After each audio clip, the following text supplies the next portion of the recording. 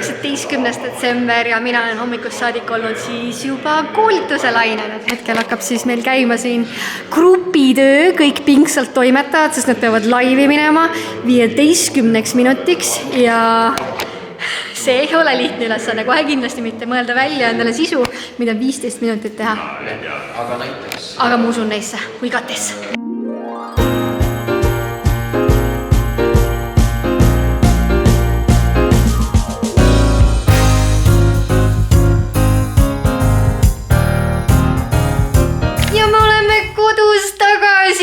Mul on nii hea meel, kui ma saan viisakad riided vahetada mõnusa comfy pusa vastu, nii et see oli esimene asi, mis ma tegin, kui ma koju jõudsin, aga teate mis see?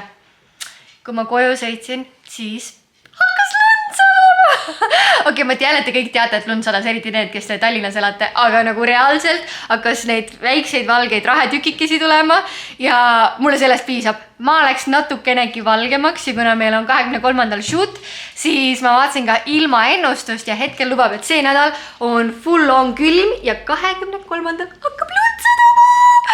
Nii et fingers crossed, et see püsib, jääb ja 24. tuleb veel natukene juurde ka, aga meie tänane päev möödus siis põhimõtteliselt koolitust tehes ja koolitustega on alati niimoodi, et ma tunnen kuidagi 50% juhtudest ma tunnen, et ma oleks saanud veel paremini nagu, et samas ülitore oli nagu.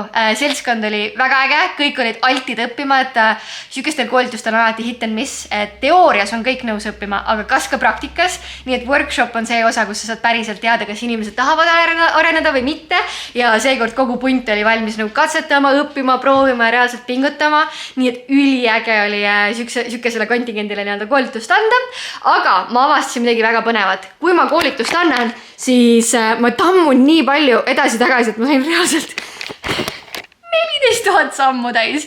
Lihtsalt edasi-tagasi nagu õõtsudes ja käies, et päris hea trenn või noh, süke kerge matk ütleks. Aga täna õhtul meil ju on vaja veel ära teha ka trennikene. Ma mõtlesin korraks, et kas ma teen full on pika jõutreeningu või teen jooksu ja ikkagi selle 15 minutit jõudu ja mul tundub, et kuna ma läks natukene valgeks, siis jõuluhõng kuidagi õues tekkis mu jaoks, nii et ma tahaksin täna minna jooksma ja siis teeme väiksed trennikese ja siis, kuna meil on pühapäev, siis me hakkame oma uut nädalat planeerima. Aga kõigepealt jooks. Vahel õue jooksma tulles on mul täiega süke tunne, et pekki oli siis vaja, mingi külm on ja tuuline on ja pulss läheb nii kiiresti lakke ja siis mul jõuab kohale, et nope. See on full on privileeg, et mul käed, jalad töötavad ja ma saan trenni teha, sest mul vahel tundub, et ma ajan segamini, mul on süke tunne, et trenni tegemine on kohustus, aga tegelikult see, et ma saan oma keha liigutada, see on kõige ägedam asi üldse elus, sest mu ema on endine tippsportlane ja ta on praegu viimased aasta aega põhimõtteliselt pidanud olema voodis, sest tal oli väga ränk kukkumine ja reielumurd ja ma ei kujuta ette, kui raske see vaimselt on, kui sa päriselt ei saagi mitte midagi muud teha, kui lihtsalt voodis olla. Nii et suvase külm, suvase tuul, paneme mussi mängima ja naudime seda privileegi. Ma otsustasin, ma pean teile näitama, kuidas ma enda arvates välja näen, kui ma jooksen, versus see, kuidas ma päriselt välja näen.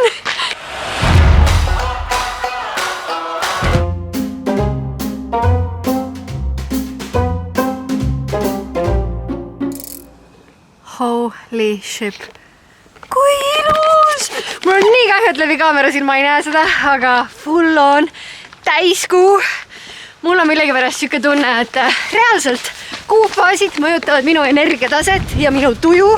I have no idea how this works. Eriti nagu kuna ma olen süke inimene, kes on pigem teadus inimene, siis on isegi nagu kummaline seda öelda. Aga well, mul on hea meel, et on täiskuu. Let's go crazy.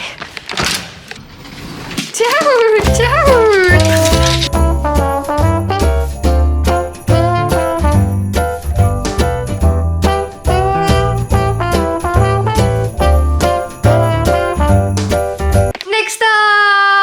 nädala plaanide paika panemine ehk et me võtame ette Notioni, nagu te juba teate, kus ma siis vaatan üle ilusasti, et mis plaanid mul juba paigas on, kui palju see mu päevast päriselt aega ära võtab, mis asjad on mul kiired ja põlevad asjad, millega on natukene rahulikum, ehk siis planeerime ilusasti järgmise nädala ära, nii et see oleks tehtav ja üle elatav. Ja nii äge oli näha, et päris mitmele teist reaalselt pakkus see Notion huvi, et te tahtsite rohkem selle kohta teada, nii et ma mõtlesin, et me võiksimegi võib-olla täna siis selle läbi käia, et kuidas mina oma nädalat planeerin ja kuna te tahtsite ka templiiti, siis ma panen selle templiidi ilusasti siia descriptionisse ja seda on mega lihtne kasutada lihtsalt, et teete endale Notioni konto ära, vajutate sellele lingile, vajutate duplicate ja ongi teie Notioni kontol täpselt samasugused lehed olemas, nagu mul siin on. Et ma mingi sisu jätsin ka siia sisse, et teil oleks võib-olla natukene lihtsam mudida siis vastavalt oma äranägemisel, et ma olen avastanud, kui ma näiteks kodulehtesid üles sean, siis mul väga-väga meeldib tammi sisu sisse jätta. Et siis ma näen täpselt ära, kus mis on ja saan vastavalt siis vahetada lihtsalt, et kui mulle ei meeldi see pilt, siis ma vahetan selle pildi välja, aga samas see asukoht ja asjad on juba kõik kellegi poolt paika pandud. Nii et ma ise muidu olen tegelikult enamus oma elust olnud märkmike fänn, nagu full on vanakooli pabermärkmikud, sest ma kuidagi tundsin, et ma saan seda hästi customize ida, täpselt selliseks teha, nagu ma tahan, et mulle väga-väga meeldib bullet journaling. Küll aga oli seal üks suur miinus minu jaoks ja see on see, et minu valdkonnas hästi tihti tuleb ette muudatusi. Ja et ongi, et mul pidid olema näiteks laupäeval võte, aga see lükkus 4 päeva peale. Ja füüsilises märkmikus ma pean selle maha tõmbama ja uuesti kirjutama ja minu aju jaoks on see lihtsalt nii kole ja error, et see oli see asi, mis mind täiega häiris, aga nüüd nii-öelda digitaalsel viisil märkmiku justkui tegemine, see probleem kaob ära, et ma lihtsalt lohistan ühelt päevalt teisele ja all is good.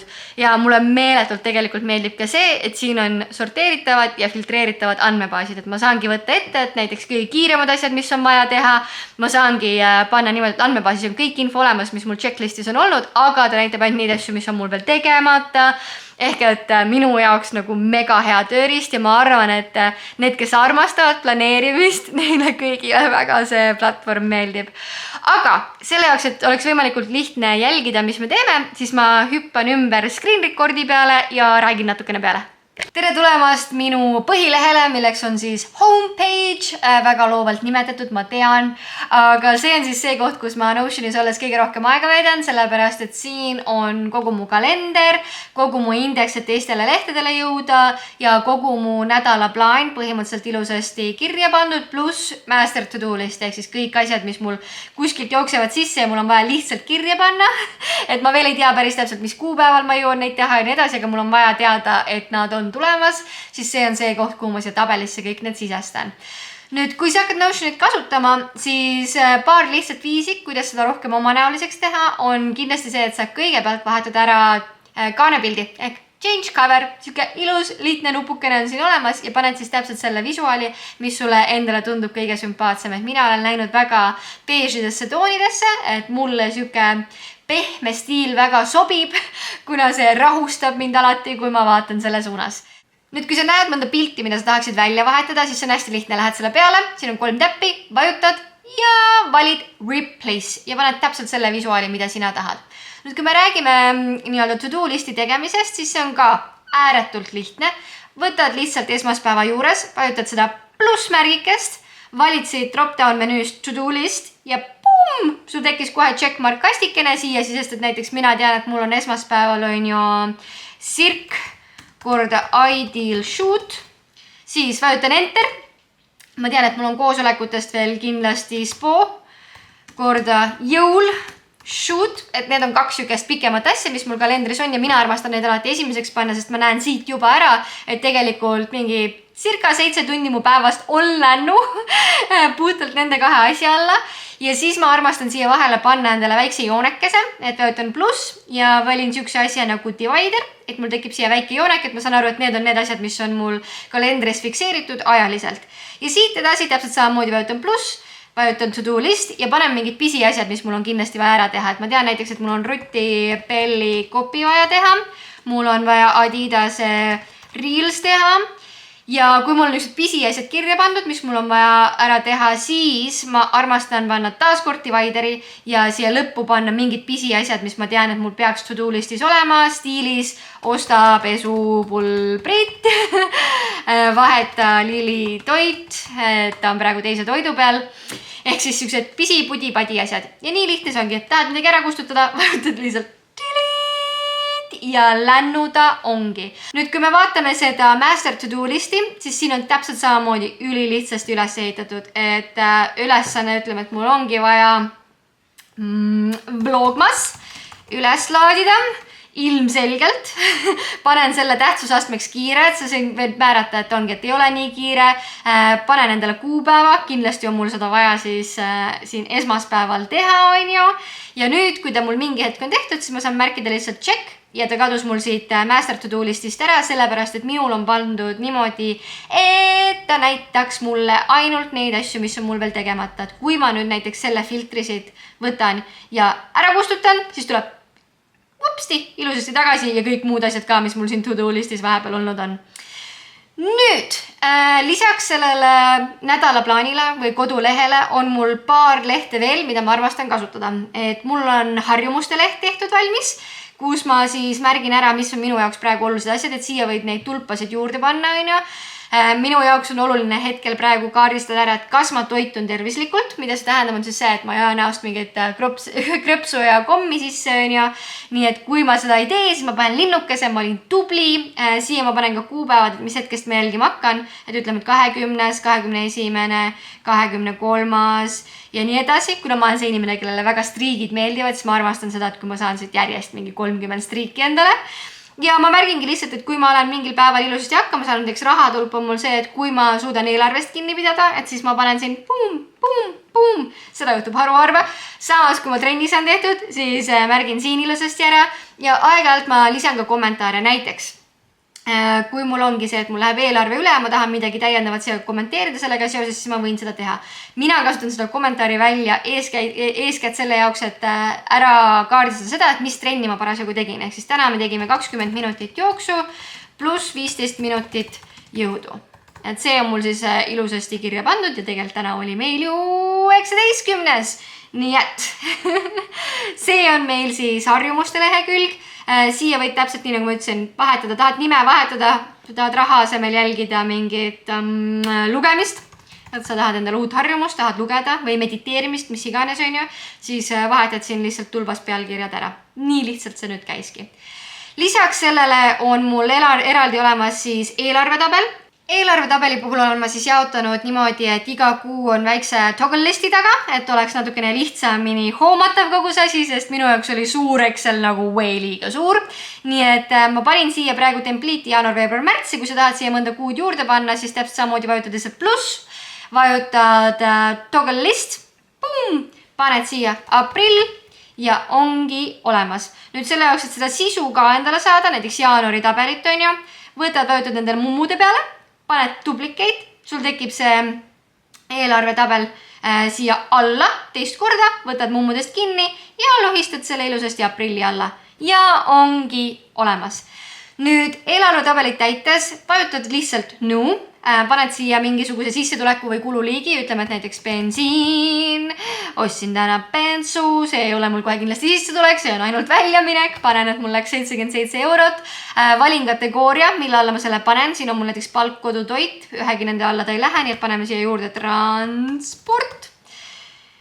Tekitame selle sildikesega ja ongi olemas kuupäeva, ta pani automaatselt sellest hetkest, kui me sisestasime. Ja siis siia alla jookseb kokku, et kui palju mul väljaminekud on olnud ja kui palju mul sissetulekud on olnud, et kas ma olen omadega plussis või miinuses. Nii et selline näeb välja siis eelarvetabel. Nüüd lisaks harjumustele ja eelarvetabelile on mul kaks nii-öelda pehmema väärtusega asja. Üks nendest on siis mu lugemiste tabel, kus ma olen välja toonud siis koos kaanepiltidega ilusasti kõik asjad, mis ma olen sellel aastal lugenud. Ja mis mulle meeldib siin ongi täpselt see, et Notionis ma saan valida, et kas ma tahan vaadata seda galerii vaatena, mis tähendab seda, et ma näen ilusasti ära kõik need cover artid, või ma tahan seda saada täiesti tavalise listi vaatena, et mul tundub endale, et mõnikord listina on teatud asju lihtsam jälgida, näiteks seda, et millised siis minu jaoks olid kõige paremad raamatud, et kas oli 5 tärni, 2 tärni või et kuidas ma seda tarbisin, kas nagu audiobookina või siis päris füüsilise raamatuna. Et see tabeli osa ma jätan ka ilusasti sisse ja täpselt samamoodi nagu me eelarvet täitsime, saab siit vajutad nõu. Trükid sisse, mis raamatut sa lugesid, tunniga me saime ühele poole, paned autori nime, paned kuupäeval, millal alustasid, millal lõpetasid, kuidas sulle meeldis, kohe kindlasti võtan ja kopin siit 5 tärni, sellepärast et see raamat on freaking epic ja seda me lugesime siis nüüd päriselt füüsilise raamatuna. Nii et ja siia paneme ka järjekanu numbridele, kuna ma sellel aastal teen väljakutset, et 24 raamatut on vaja ära lugeda ja mul on terve hunnik raamatuid siia sisestamata. Nii et peaksin minusti 24-ni jõudma, aga siis ma panen järjekorra numbri ka endale, et kui ma pärast tahan seda kuidagi sorteerida, et siis ma saangi panna näiteks sort, ascending, eks ma näen ära, et esimene raamat, mis ma lugesin sellel aastal, kuni siis lõpuni välja ilusasti, et mis mul see 17. raamat siin oli. Et sellise lehe ma jätan ka sisse, juhuks kui teie seas on veel natukene selliseid raamatunohikuid, et siin on mul ka TBR list, ehk siis to be read, mida ma tahan kindlasti lugeda. Tun Frank Herbert sai meil nüüd loetud, Solar Bones sai ka loetud, aga siin on veel mõned, mida ma olen näinud kuskil Instagramis, keegi soovitab või nii edasi, et siis ma panen need alati endale siia listi.